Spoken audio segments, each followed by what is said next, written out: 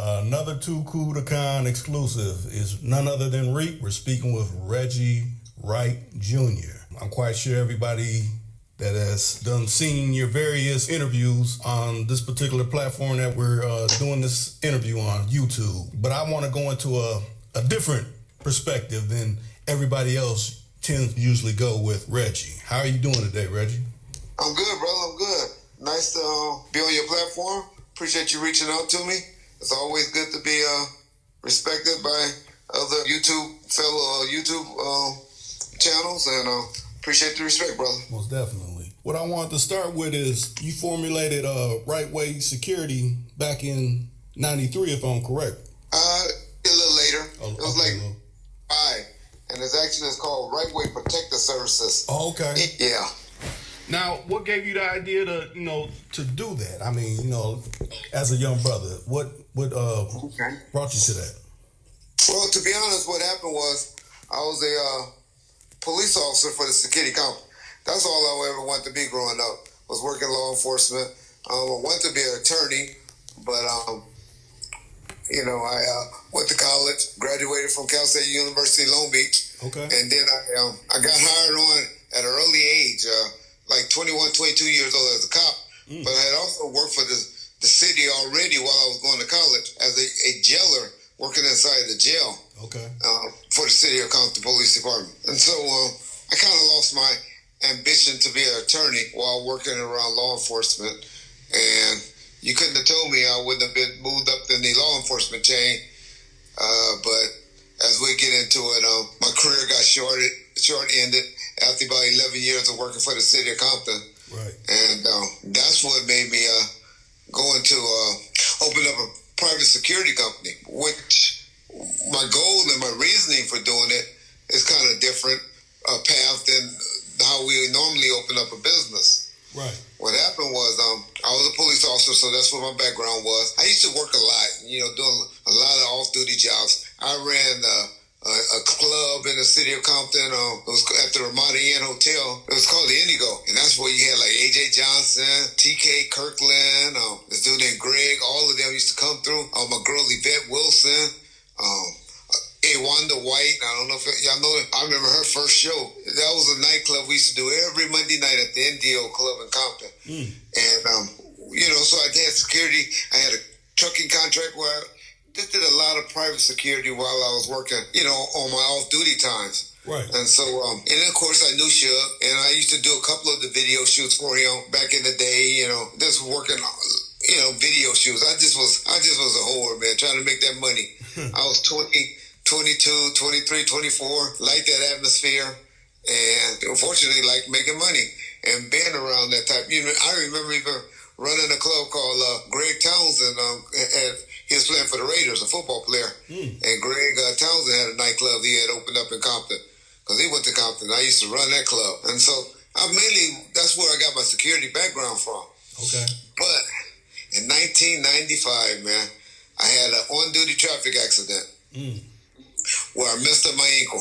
And my world almost came to an end because it was like, dang, now I messed up my ankle and I can barely walk. And I was like, dang, I got to come up with a new career. Right. Because I can't do this police work no more. And luckily, I was already doing a little dib and dabbing, working for Shug and, Death Row Records. And, I was doing that a little bit. And I saw all the potential there. Because I really was giving this other white boy security company a lot of money. And that's when Shug told me, man, we're going to have work. You need to get some more bodies. You might as well open up your security company. Right. And that's when I went on and said, yeah, you know what? Now, there's things you got to do. You can't just go out and just open up a bank account and hire a bunch of guys and start working. That's true. In California, you got to go and get yourself registered. And so I think that's what you want to talk about. Yeah. Going and getting your EIN number, registering that. The difference between a sole proprietor and incorporating. Why you do that? You got to get liability insurance and workers' comp insurance. And then you got to go and get the license in the state of California for doing that. So I had a lot to do. Those are called a PPO, a private patrol operator license. Okay. So I had a lot that I had to get done in order just to become a full-fledged security firm, which, we'll get into, I'm sure, during this interview. Now, can you say you're probably the youngest to ever do it? To open up your own security company? Oh, man. I would love to pat myself on the back like that. Like I said, it was in 94, 95 when I started to open it. I know I was one of the most successful around because I had, a lot of work back then.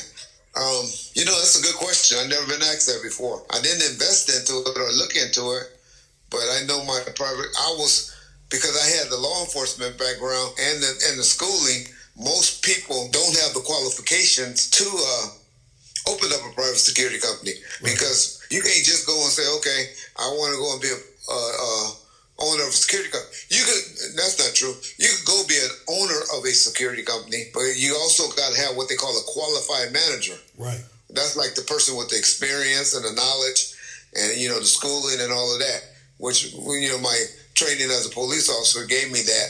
So I was able to be the qualifying manager and the owner of the company, which was unique because a lot of people have money to be an owner, but they don't have the experience in that particular field to be the qualified manager.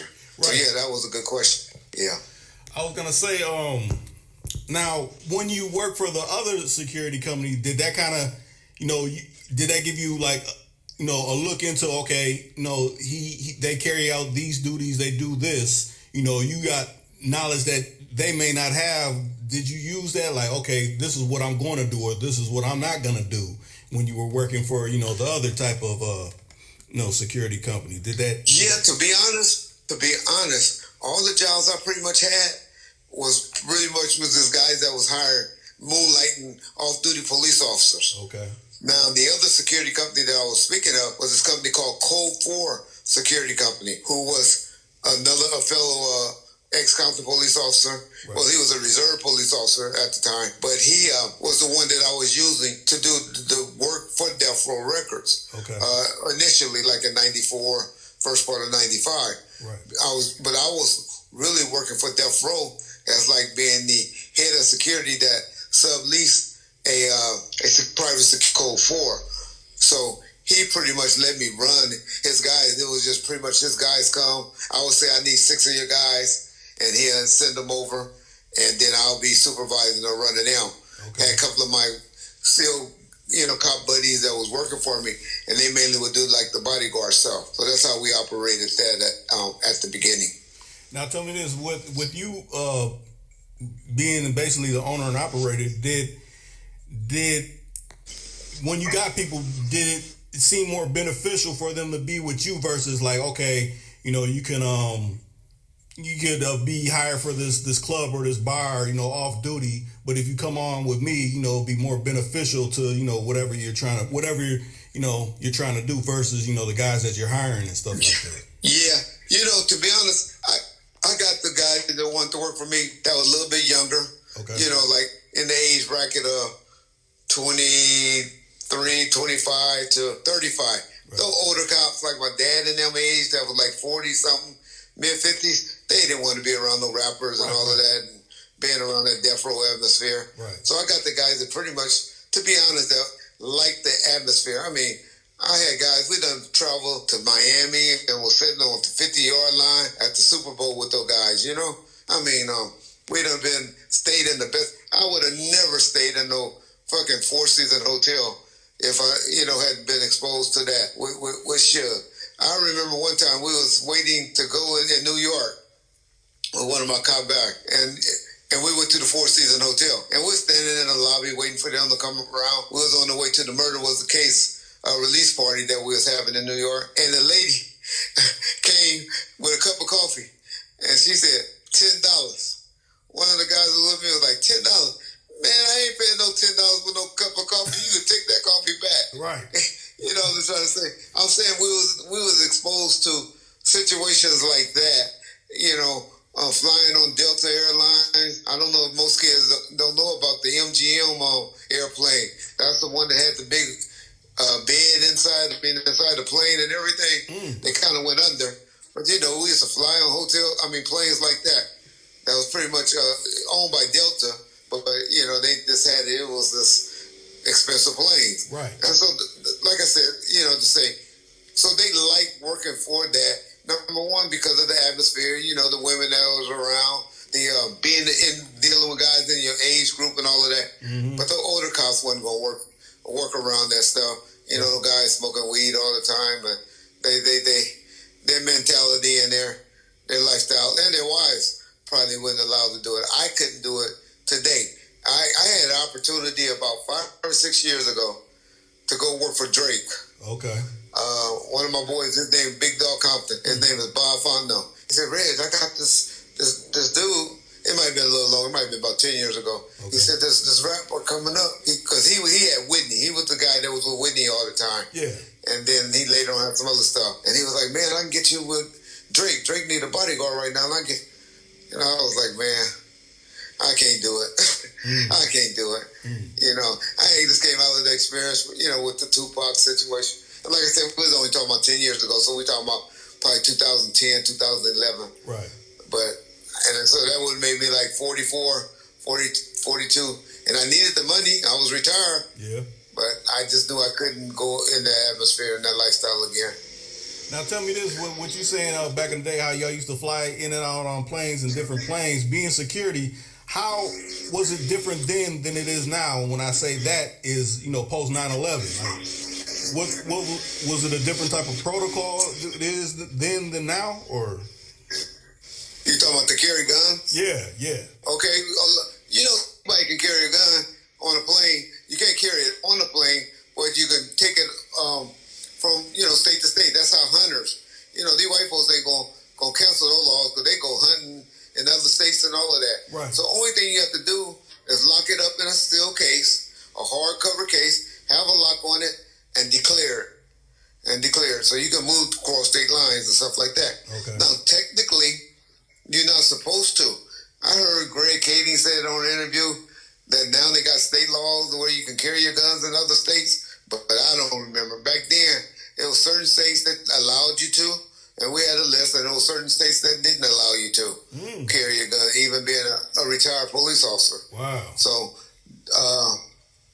but most cops, if you ain't in a major or no asshole, and that will give you what they call professional courtesy if you're in their state.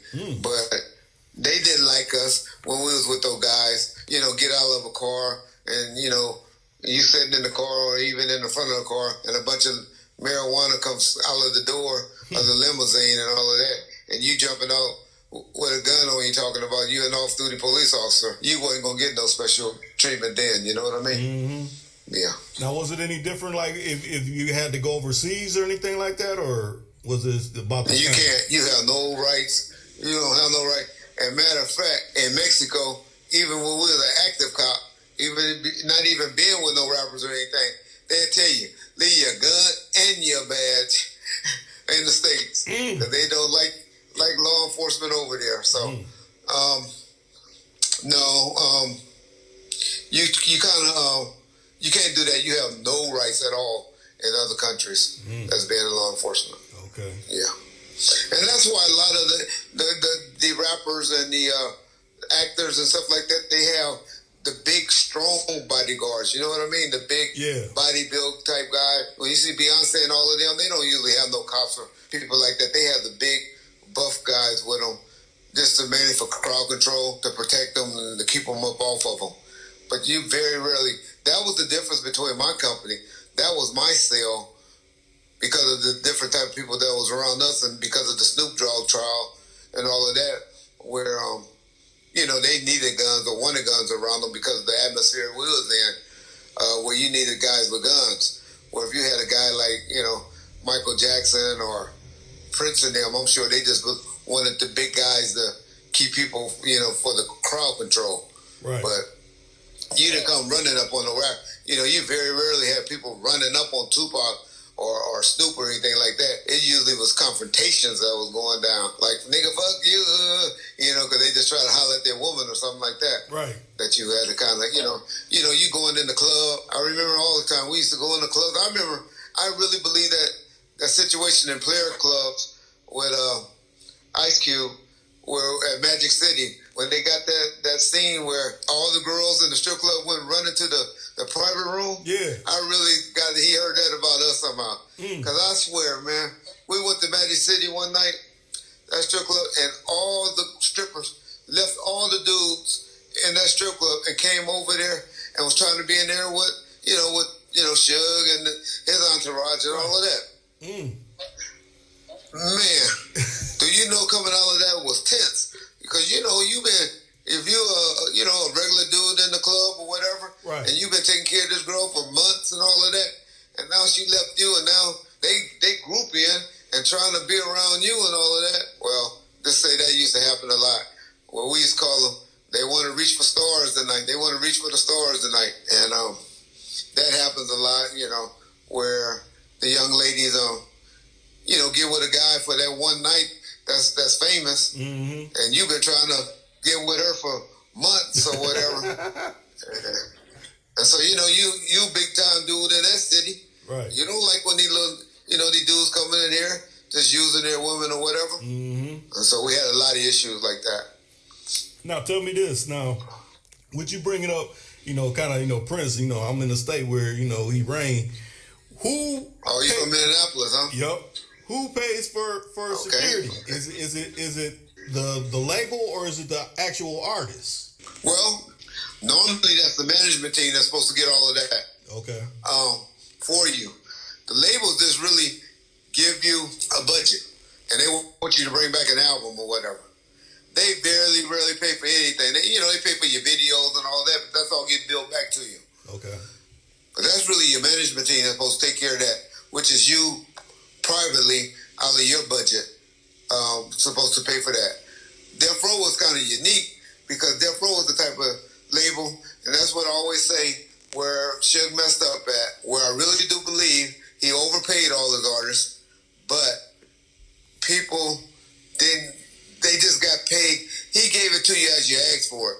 They all got a monthly salary. Right. But we all go over our monthly budget. Right. You know what I mean? And always need some extras. And always want some extras if you can. And that's where Suge messed up at. Instead of giving people, this is what you made, this is what, this is what I spent on you, this is what you owe me, or this is what I owe you.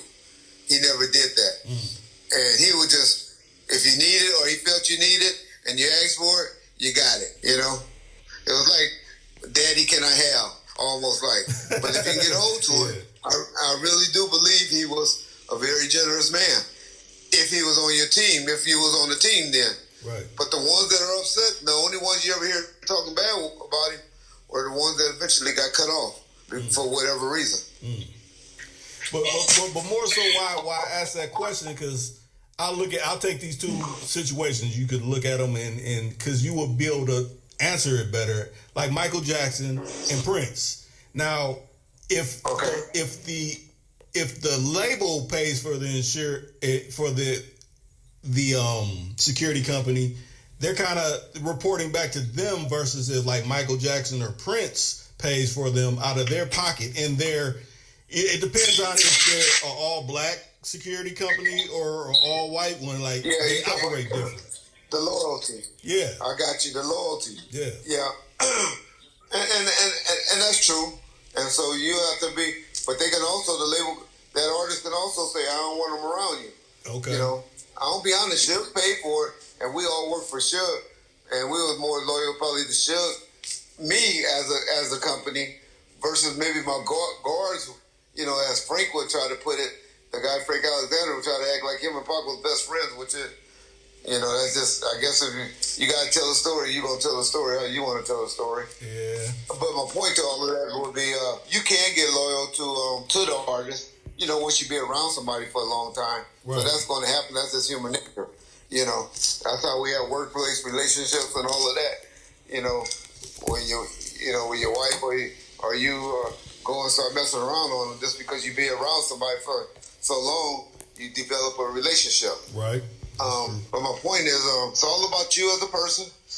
And but yeah, generally you're supposed to be the artist supposed to take care of it.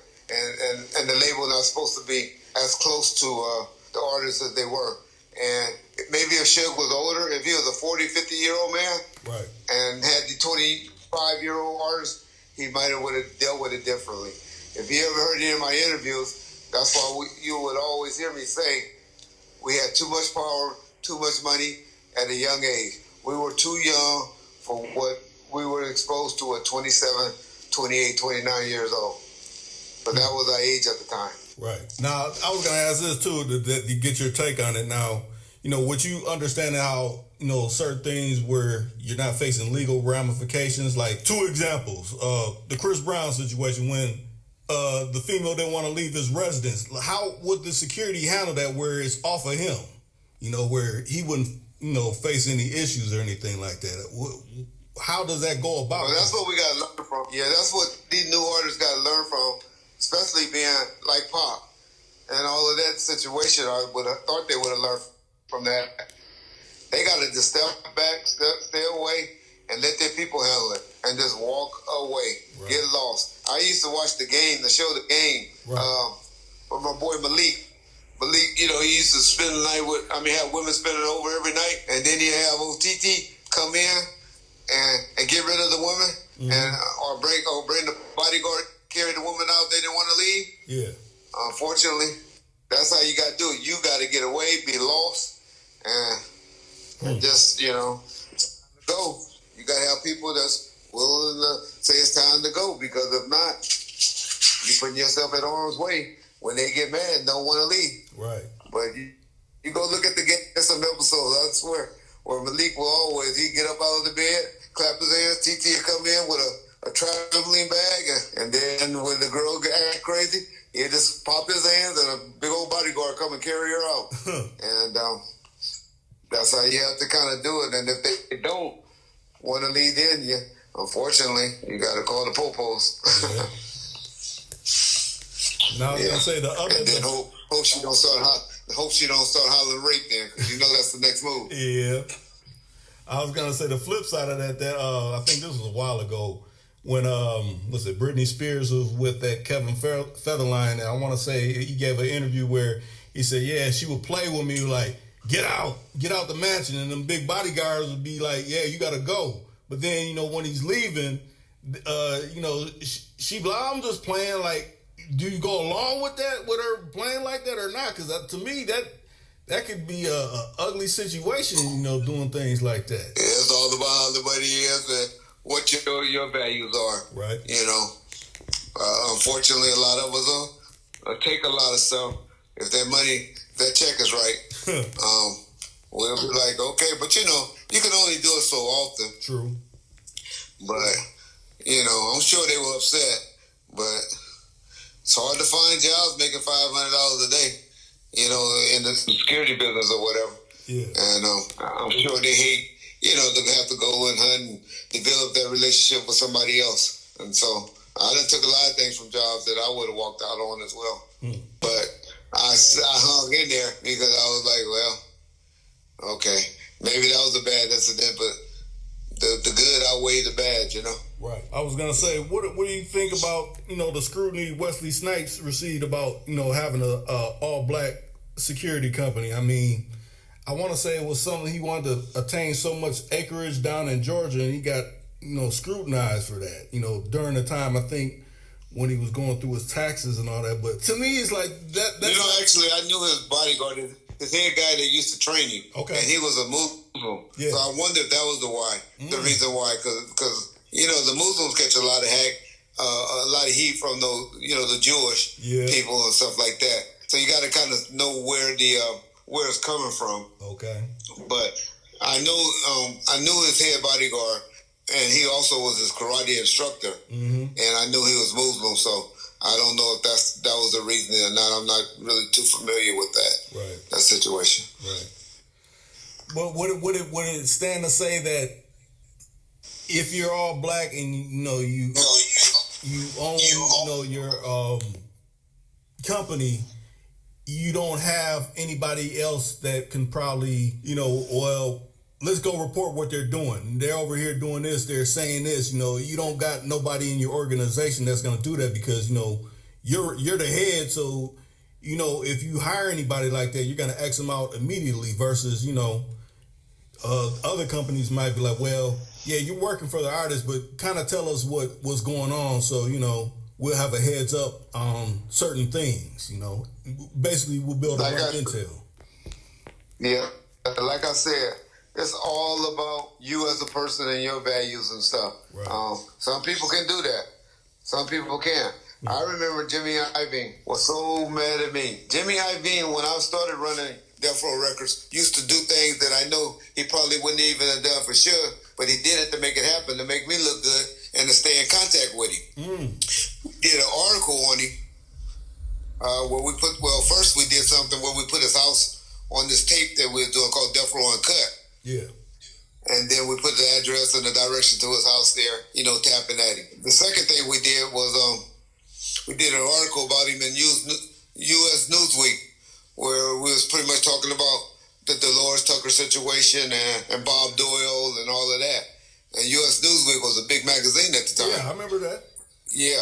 And so we were going to say something bad and talk bad about him and, laying out a bunch of stuff because I had the writer come up to the prison and wrote all this stuff. Of course, the writer went back and told Jimmy all the stuff we said, and Jimmy had a lot of connections then, and he got the article stopped.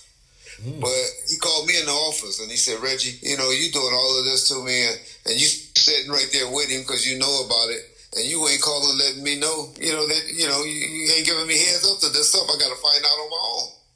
I said, Jimmy, wait a minute, I work for Suge Knight. I'm Suge's friend. I'm loyal to Suge. Right.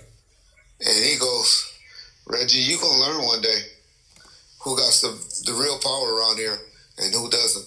Ooh. I always think about that every time I think about Jimmy Iovine. He shook my hand and said, you gonna learn it. And he grabbed my hand real hard, on a firm handshake. And he was like, you gonna learn who got the power, really got the power around here and who doesn't. I always think that, and I know that's what he did to Dre. But look where it's at. Dre's a billionaire now. Yeah. Me and Suge, we both broke. You know my point? And so he was trying to tell me that then. So my point is, do I want to sell out my friend, a childhood friend or something like that? Or do I want to go and continue and be rich? You got to make that decision as your person. Right. I don't regret what I did. Even been in the situation I'm in now. Right. But some people, you go talk to my parents or, my kids, I'm sure they probably would have wished I would have made a different decision. Yeah. And was still loyal to Jimmy Iovine, where I could have called Jimmy and be like, all right, Jimmy, Suge's finished now. I need a job over here at Apple, or at least put me on that Interscope or whatever. Or let me be a private security guard. Right now, that's a billionaire and not be straight. Right.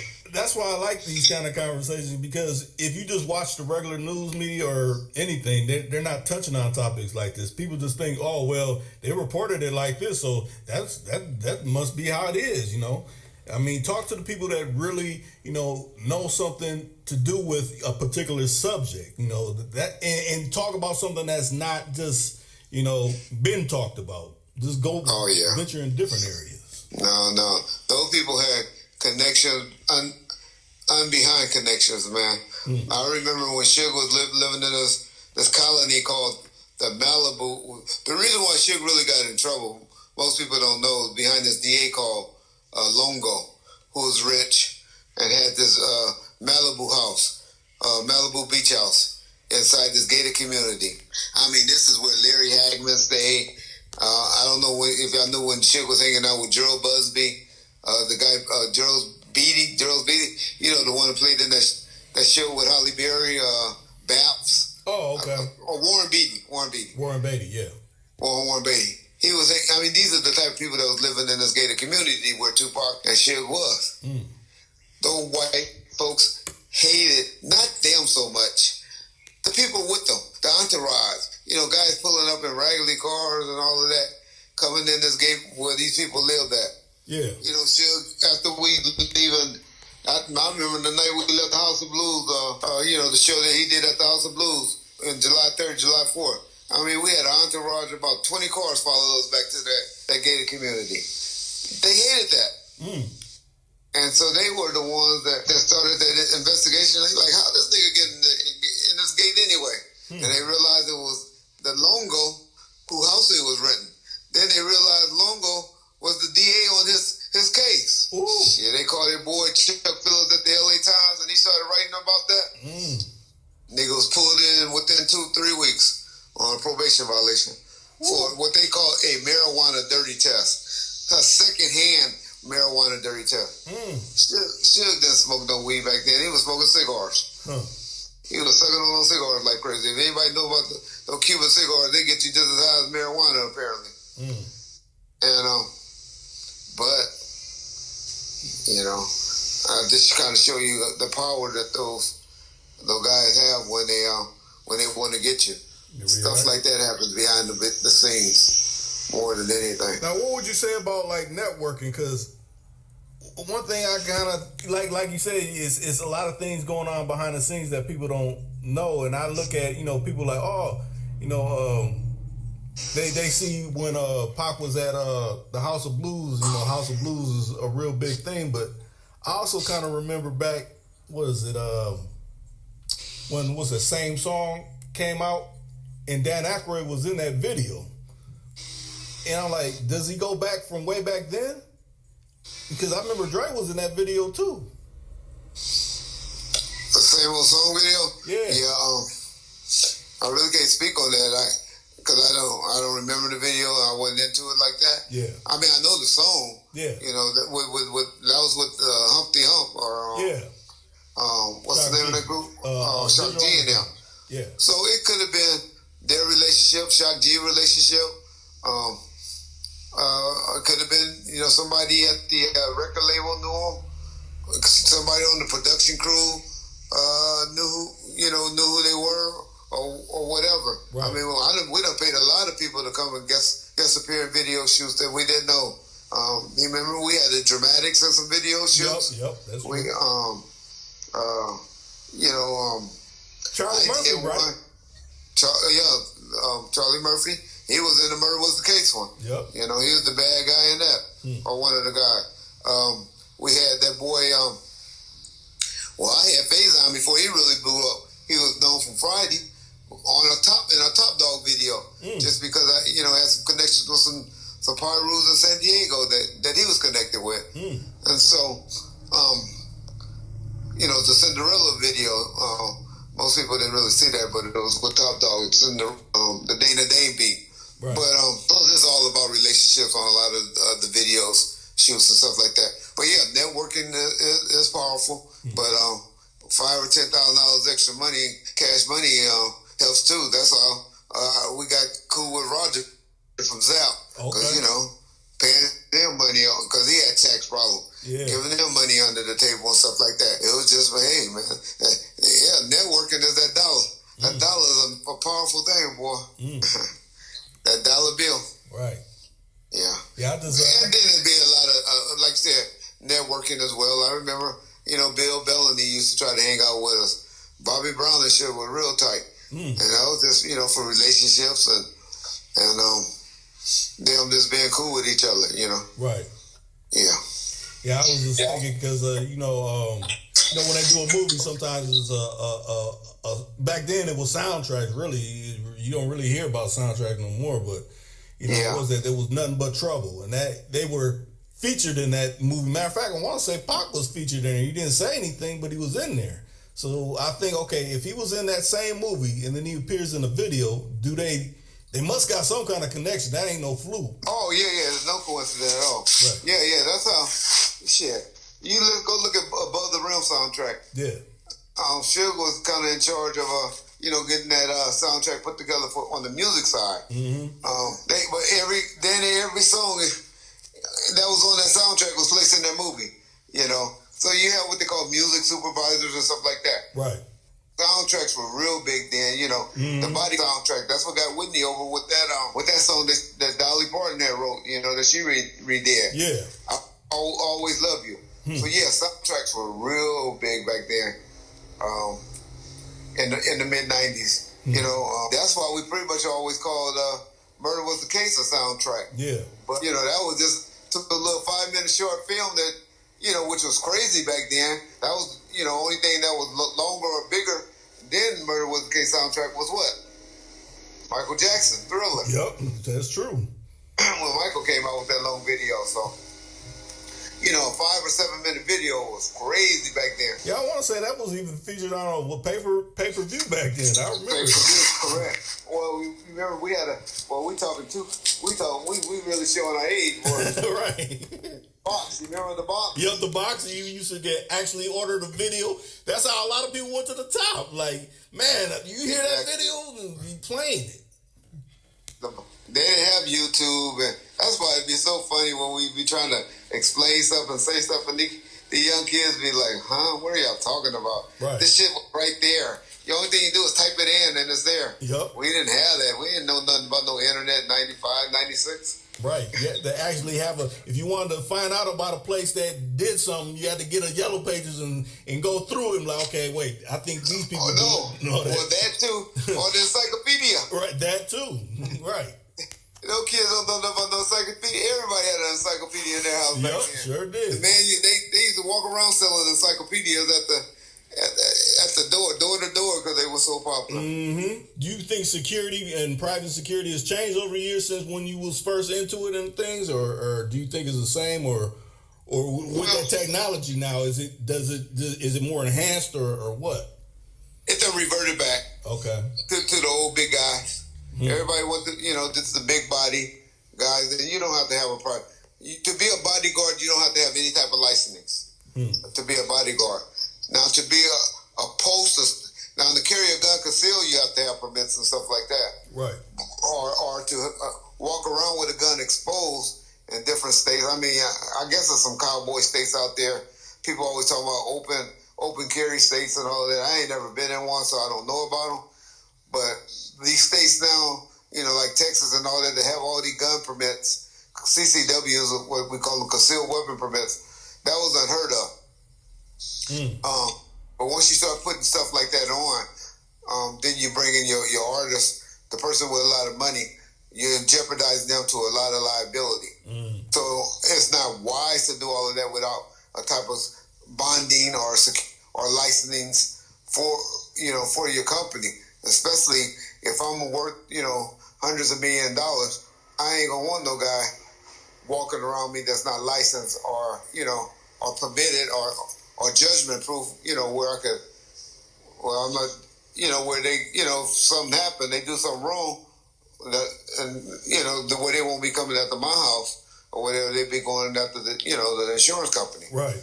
And so people just got to realize that. That's the only difference. But as far as the security for artists and actors, like Kobe Bryant. Yeah. Kobe Bryant usually didn't move without 3 or 4 security guards with him. But they all work for a private security company. And the reason why Kobe was going to make sure that happened is so if one of those guys did something, they couldn't come at him legally. You know what I mean? Okay. So now Shaq was different.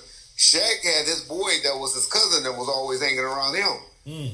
I'm sure he was just working for Shaq. I heard he eventually started working directly for the Lakers, which was probably, for some liability reasons. But he used to just work for Shaq personally.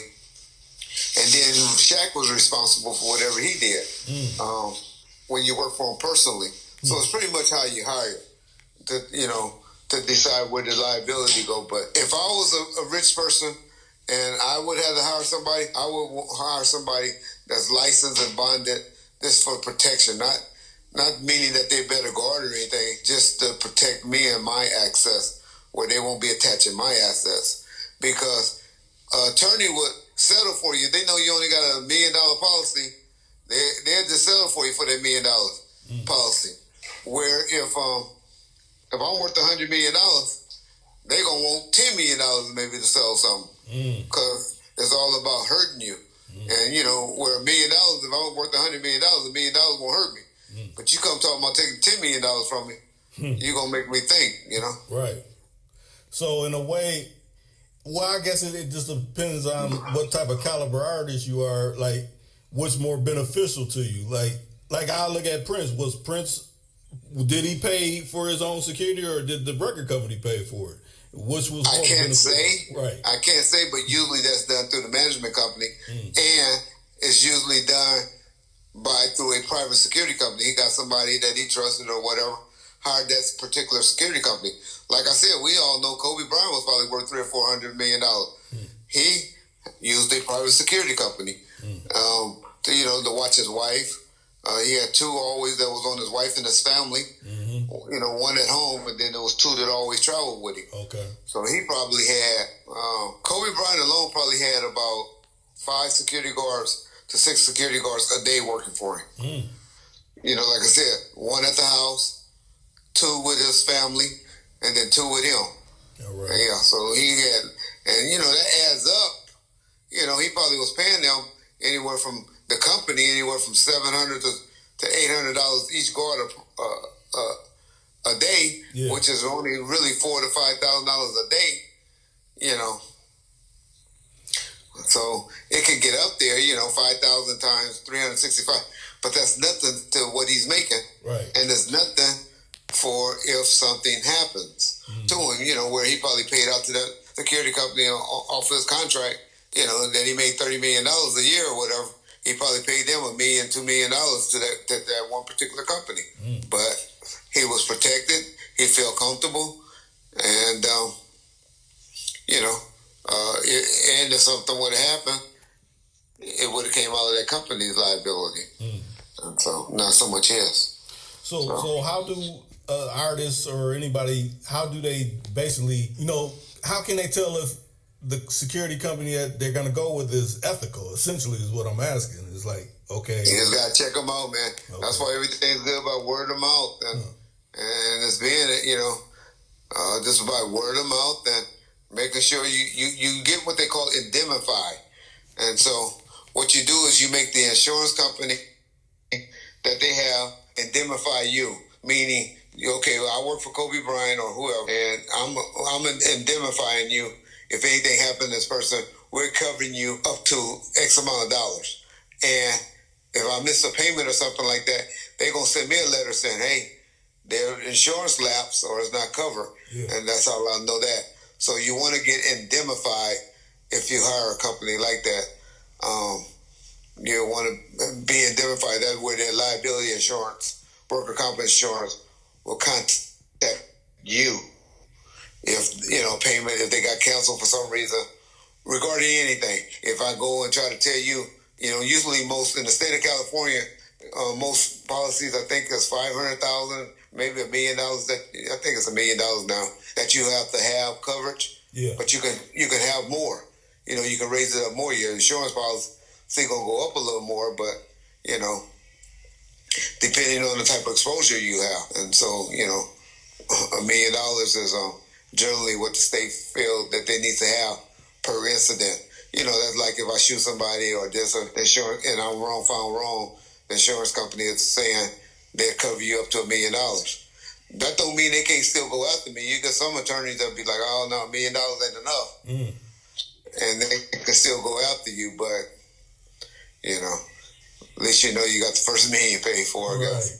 Right. I hope you don't get in a situation where it's a $10 or $12 million situation, but just like the young lady that got killed in Kentucky, the city only paid out that $12 million. So it's really hard to get, and that was the most that a police department ever paid out for a wrongful death or something like that. How much was $12 million? $12 million is what she got. Okay, but what was it?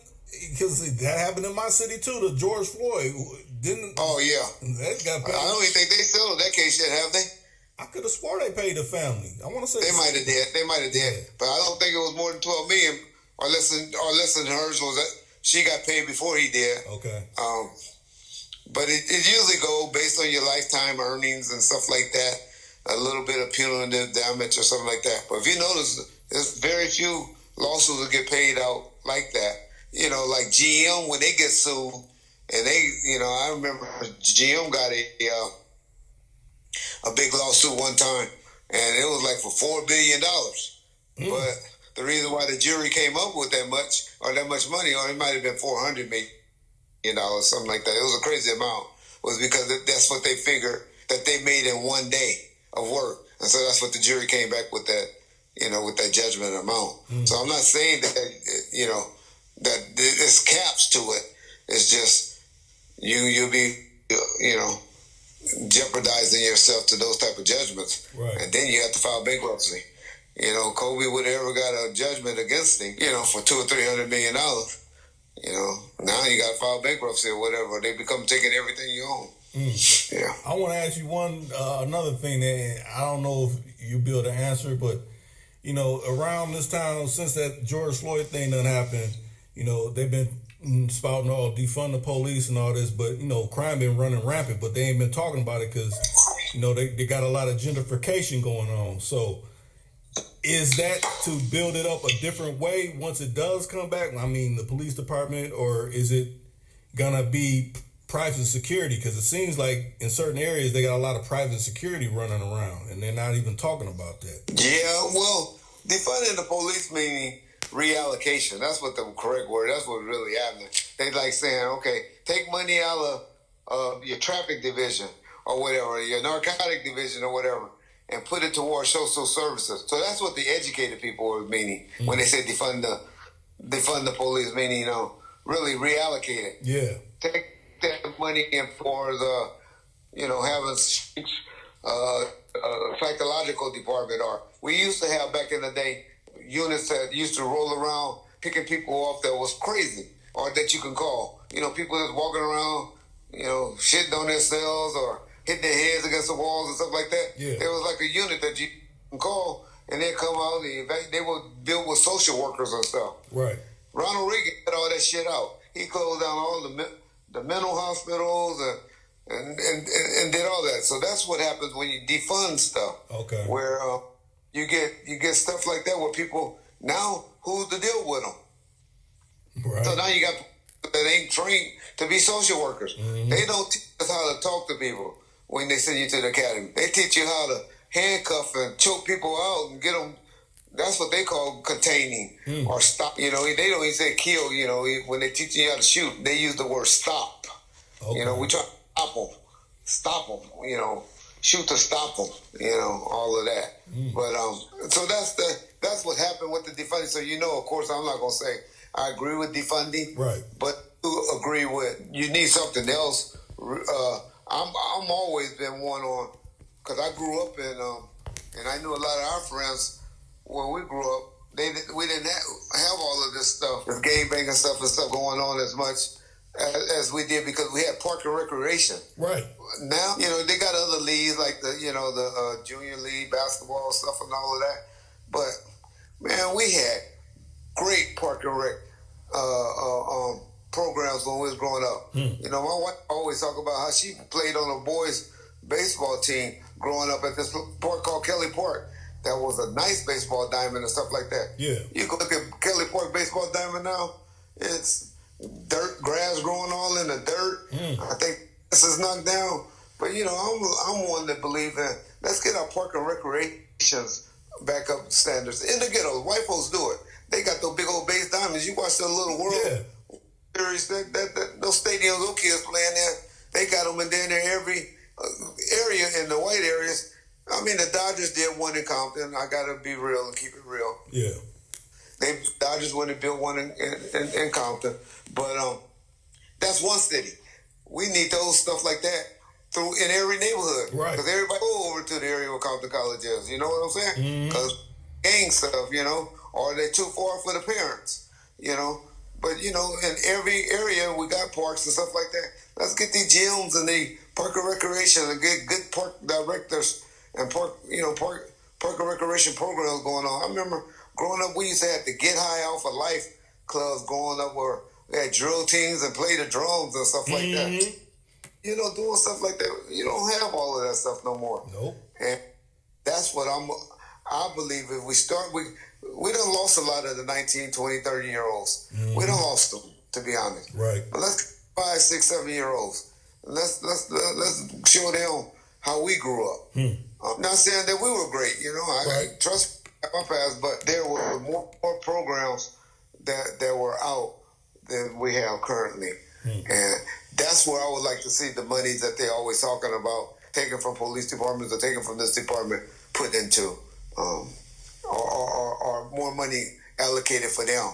Because Park and Recreation Department seem like they're last now. Right. Because, I mean, if you go through neighborhoods, I don't know how it is out in Cali, but I know if you go through neighborhoods, you always see basketball hoops all throughout the neighborhood versus, okay, it's still somewhere at a park you can go play basketball. Why are you choosing I got to be able to see them. I don't want them to, go to the park. Something might happen. It's like this scare tactic that they're putting on the kids. But it's like scared, but then they want to act fake tough out here in these streets, and then other things happen. It's like I don't really understand. If you have stuff looking good and clean and nice, people will go. Bums and people like that only hang at places that's left unattended. Right. When you can tell left unattended. Mm-hmm. You put 2 or 3 good security guards at a location or park patrol or whatever, right, and have that place clean, have good cleaning people up there, people ain't gonna go and tear it up. Right. And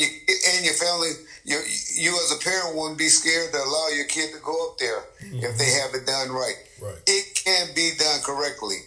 It's that there's not the money there for it to be done correctly. But it can be done. It has been done before. Huh. Now with were you just exclusive security to Death Row, or did you have other ventures outside of it? Oh no, I had car dealerships. I had security contracts at.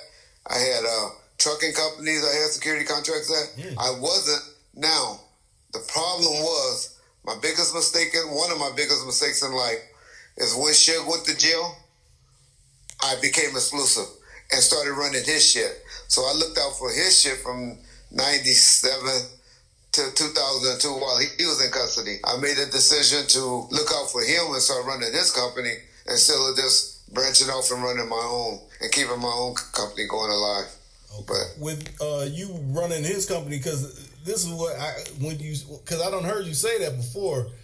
Were you what facets were you running? Were you running like all the like divvying out what people get paid, or because I did an interview with Code 187. He said I ran Death Row for a little bit when Suge was where I was wondering, do we do just like the music part or what? I the one that brought Hutch around. Okay. I the one that used to tell Hutch what songs we wanted to work on or what we were going to do. Everybody liked to say that, but what Hutch did was it was one album for some Tupac stuff that I forget which album it was. It wasn't until the end of time where Suge told me to reach out to this guy named Kevin Lewis that died. He had me reaching out to all type of producers. And what I mean by running the company, I was going back and forth. And Suge would tell me, well, go reach out to this person. Go do this. Go do that. Okay. But I'm the one that was in charge of cutting the checks. I'm the one that had the office staff and was in charge of who came in the office and everything from 97 and on. Okay. Ain't nobody did nothing without Reggie Wright being telling them it was okay to get done. Up in 2002. Okay. I don't want to deal with the Jimmy Iobeans and did all the deals. Shit pretty much gave me the free ring. But I also was the one that had to go up there and see that nigga and babysit him 3 days to 4 days a week, sitting up there at the prison, doing visiting hours. And so that's what I mean by that. Everybody know, that Reggie, you done had Dad said it, then they say michel'le. Now, michel'le was his woman. Now, that's who I cut the check. She the one that we had a stamp that she signed the checks, she was like the signer with the stamp for the checks. So it was like a check and balance thing.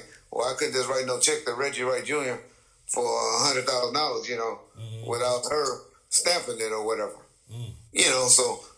Not saying she was looking over everything because we all three had a great relationship at the time, but that was the program, where I cut the check. She couldn't cut no check. She couldn't call up to the bookkeeper or anything and say, cut a check for this amount or this, without me or Suge telling them it's okay.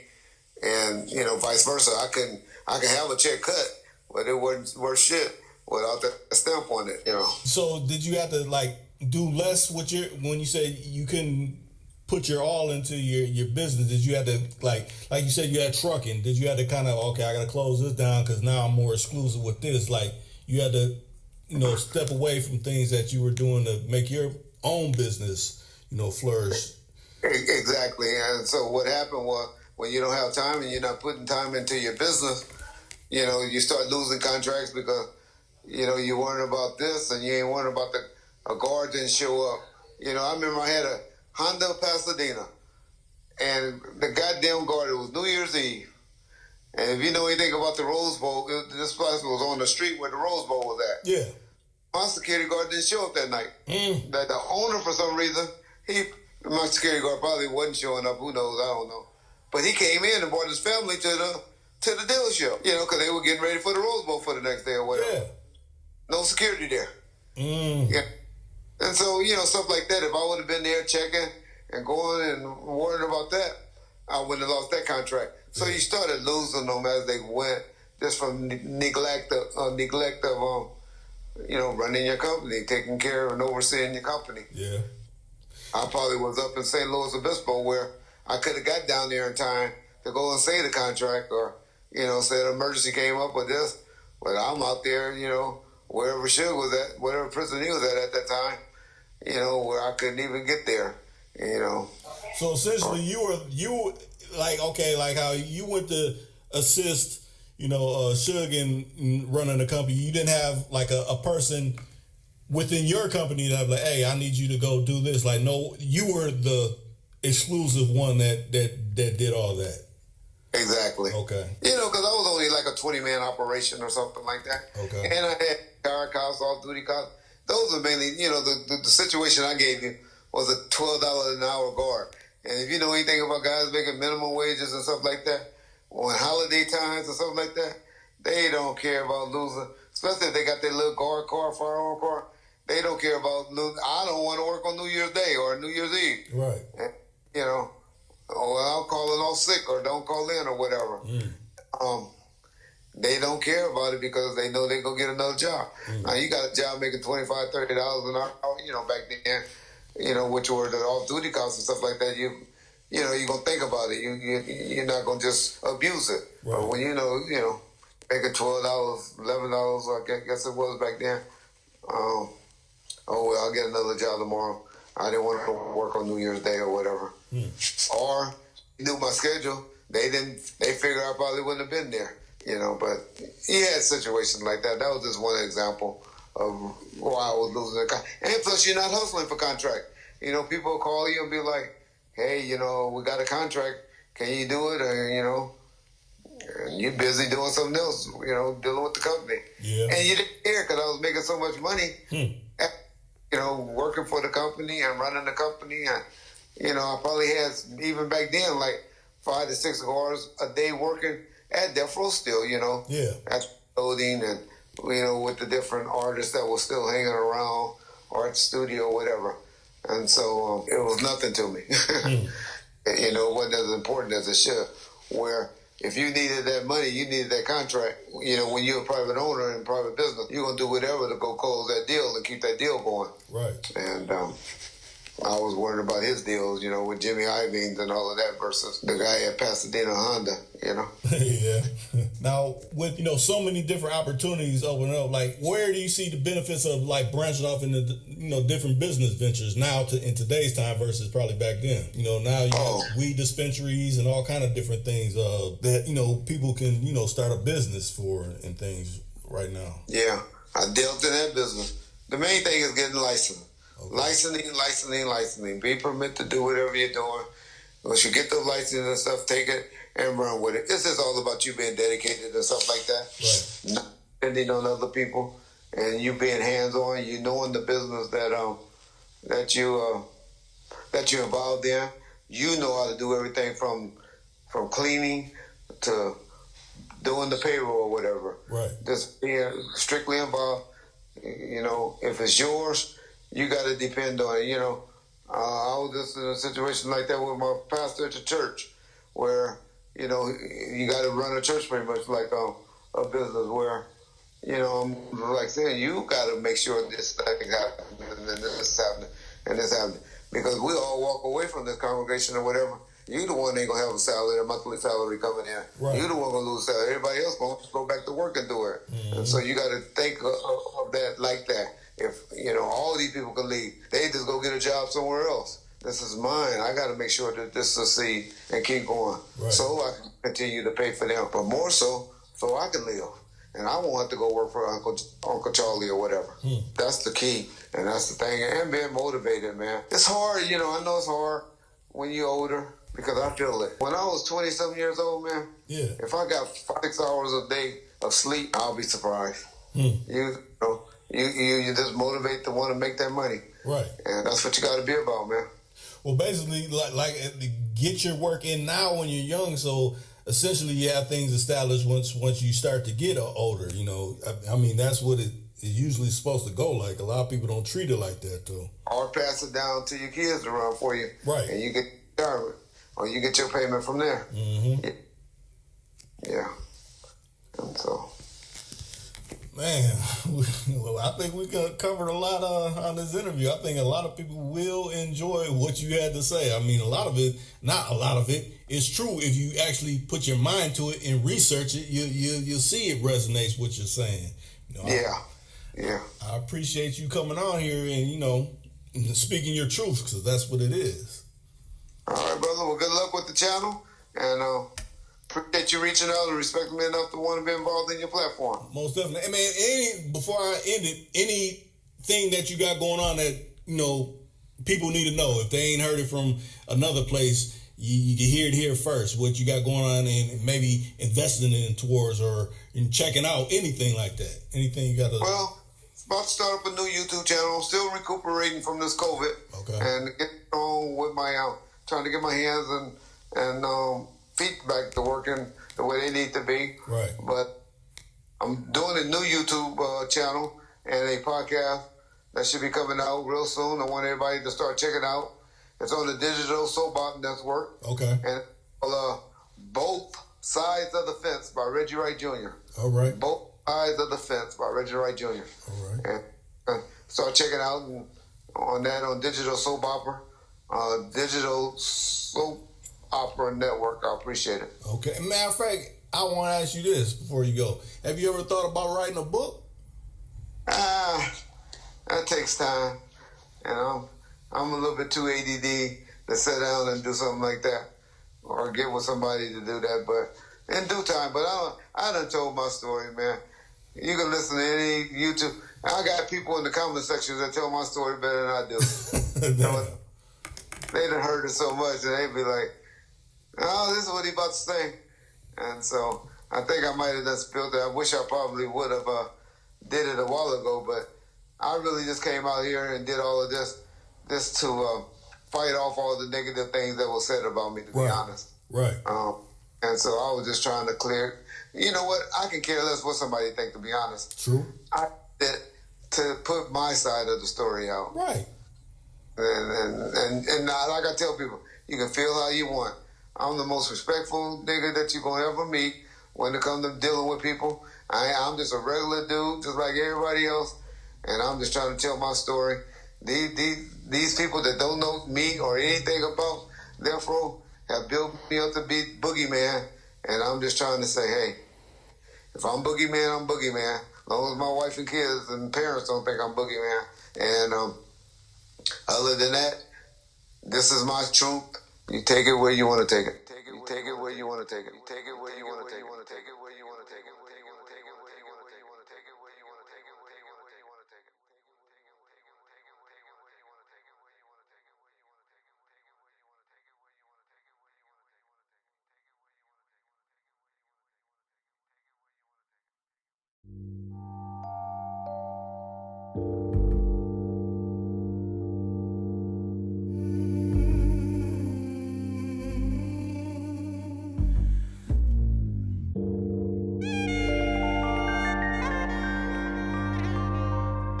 Too cool to count 24/7.